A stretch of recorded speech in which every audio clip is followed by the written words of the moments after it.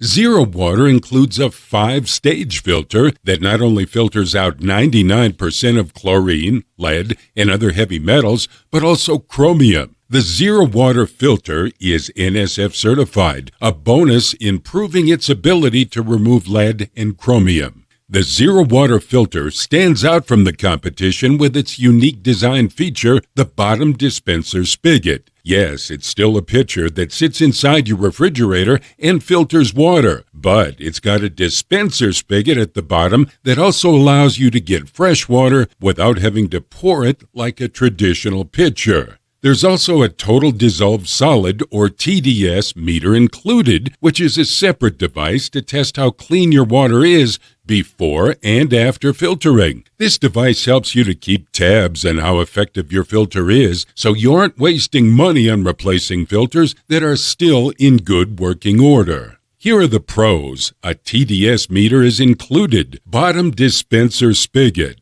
NSF certified.